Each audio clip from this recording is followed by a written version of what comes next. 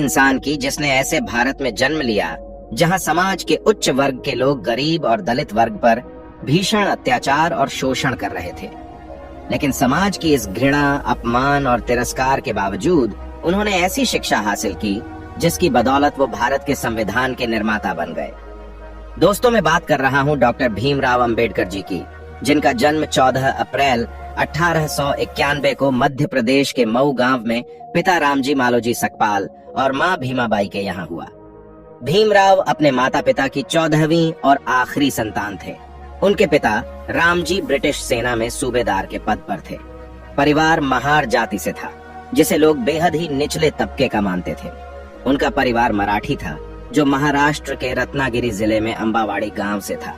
सेना में काम करते हुए डॉक्टर अंबेडकर के पिता सूबेदार बन गए और वो हमेशा से अपने बच्चों की शिक्षा पर जोर देते थे।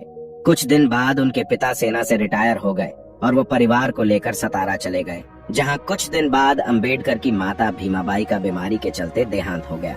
अब अंबेडकर समेत 14 भाई बहनों की देखभाल उनकी चाची ने कठिन परिस्थिति में रहते हुए किया।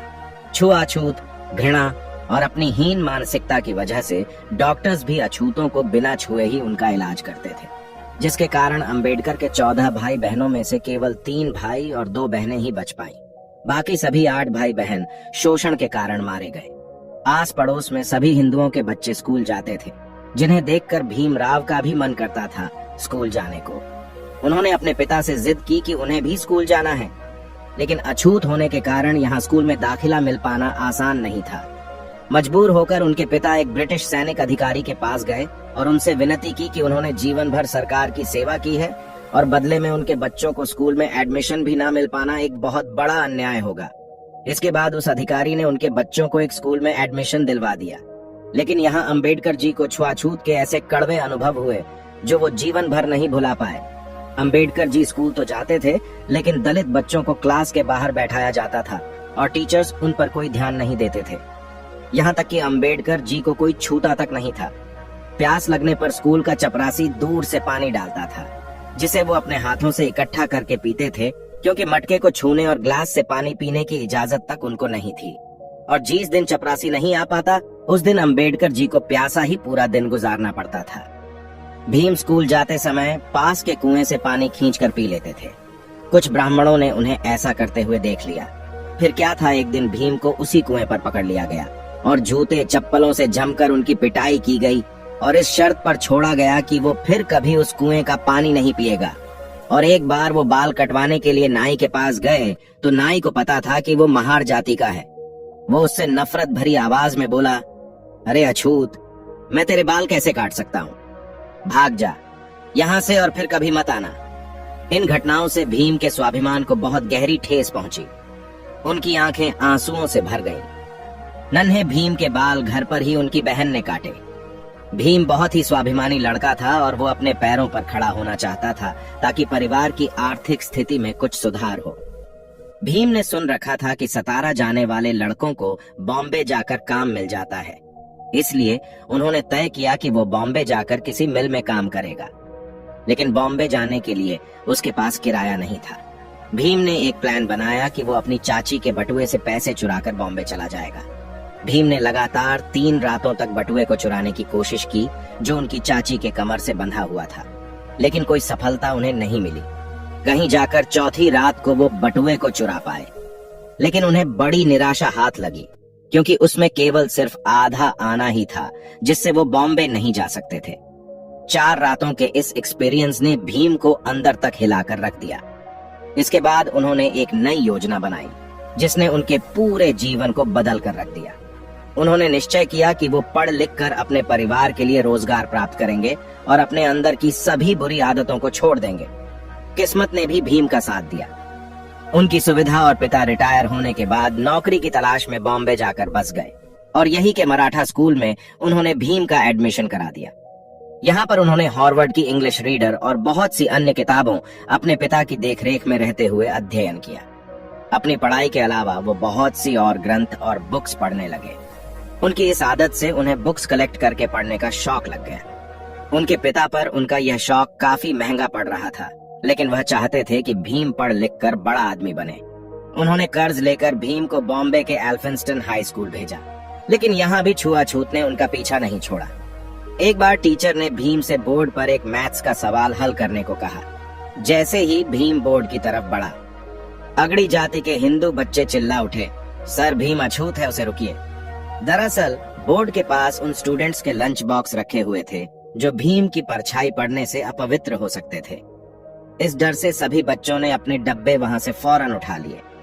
इन डब्बों की खट्टर खट्टर आवाज भीम के कानों से उसके दिल में उतर गई, जिसने उसे पूरी तरह से तोड़ दिया। हालांकि उन्होंने उस प्रश्न को सेकंड्स में हल कर दिया जो कोई नहीं कर पाया था, जिसे देखकर टीचर समेत सभी स्टूडेंट्स भौंचक्के रह गए थे। इसके बाद उन्होंने हाई स्कूल पास किया और 16 वर्ष की उम्र में उनका विवाह 9 वर्ष की रमाबाई के साथ कर दिया गया। कॉलेज की पढ़ाई के लिए उन्होंने एल्फिंस्टन कॉलेज में एडमिशन लिया। पढ़ाई के दौरान भीम की मुलाकात एक टीचर केलुस्कर से हुई, जिन्हें पहली ही मुलाकात में भीम ने बता दिया था कि मैं एक अछूत हूँ, मुझसे कृपया दूर रहे। उनके बेबाक अंदाज और पढ़ाई के प्रति जुनून ने केलुस्कर को बहुत इम्प्रेस कर दिया और वो भीमराव को लेकर बड़ौदा के शिक्षा प्रेमी महाराज संभाजी गायकवाड़ के पास लेकर गए। जब महाराजा बॉम्बे आए हुए थे, वो वहां एक सभा कर रहे थे, जहां उन्होंने भीमराव से कुछ सवाल किए, जिनका उत्तर भीम ने बहुत अच्छे तरीके से दिया। इसके कुछ वर्ष बाद बड़ौदा के महाराज ने कुछ विद्यार्थियों को कोलंबिया यूनिवर्सिटी अमेरिका भेजने का निर्णय लिया। भीमराव महाराज से मिले और भीम की अंग्रेजी बोलने से वो उनसे बहुत प्रभावित हुए। उन्होंने भीमराव समेत 4 लड़कों को छात्रवृत्ति देकर अमेरिका पढ़ने भेजा। 4 साल बाद वो भारत वापस आए और बड़ौदा के महाराज के यहाँ मिलिट्री सेक्रेटरी के रूप में काम करना शुरू किया। लेकिन सैन्य अधिकारियों को महार जाति के एक लड़के को सेना के उच्चाधिकारी के रूप में बैठा देना पसंद नहीं आया। कुछ दिन बाद उन्होंने वहां से नौकरी छोड़ दी और वो लंदन चले गए, जहां अथक परिश्रम और मेहनत से उन्होंने वहां पर MSc, DSc तथा बैरिस्टर की डिग्री प्राप्त की। 1923 में वो भारत वापस लौट आए और वकालत शुरू कर दी। वकालत करते हुए उन्होंने देखा कि दलितों का कितनी बुरी तरह से शोषण किया जा रहा है। तब से उन्होंने अपना जीवन छुआछूत को खत्म करने के लिए समर्पित कर दिया। उन्होंने मुसलमानों और सिखों के अलग से मतदान को देखते हुए दलितों के लिए भी अलग से मतदान की मांग उठाई, जिसके कारण गांधी जी आमरण अनशन पर उतर आए। गांधी जी के कारण उन्होंने अपनी ये मांगे पीछे ले ली। Doctor Bhimrao Ambedkar philosopher, writer और एक महान लीडर हैं, जिन्होंने न केवल समाज में सदियों से दबाए गए दलित और अछूत लोगों के लिए लड़ाई लड़ी, बल्कि इतनी भिन्नताओं से भरे भारत को एक संविधान में बांधने का काम भी किया। जब आजादी के वक्त भारतीय नेता आजादी और नए संविधान स्वयं बनाने की बात कर रहे थे, तब ब्रिटेन के प्रधानमंत्री विंस्टन चर्चिल ने कहा था, बनाने दो भारतीयों को अपना संविधान। भारत में इतनी डाइवर्सिटी ज़िया है कि इसके लिए एक कानून बनाना इम्पॉसिबल है। भारत जल्दी ही बिखर जाएगा और टूट जाएगा। लेकिन इतिहास गवाह है, अंबेडकर जी ने इतने कम समय में भारत को दुनिया का सबसे बड़ा लिखित संविधान बनाकर दे दिया। इसके बाद 1950 में अंबेडकर जी बौद्ध धर्म के सम्मेलन में श्रीलंका गए। भारत लौटने के बाद उन्होंने नागपुर में 14 अक्टूबर 1956 को अपने लाखों अनुयायियों के साथ हिंदू धर्म त्याग कर बौद्ध धर्म की दीक्षा प्राप्त कर ली। मतलब ये बाबा साहब ने बौद्ध धर्म अपना लिया। अंबेडकर जी ने हिंदुओं में प्रचलित जाति प्रथा की घोर निंदा की। इसके लगभग 2 महीने बाद 6 दिसंबर 1956 को बीमारियों की वजह से उन्होंने अपनी अंतिम सांसें ली। उनका अंतिम संस्कार बौद्ध धर्म के रीति अनुसार हुआ।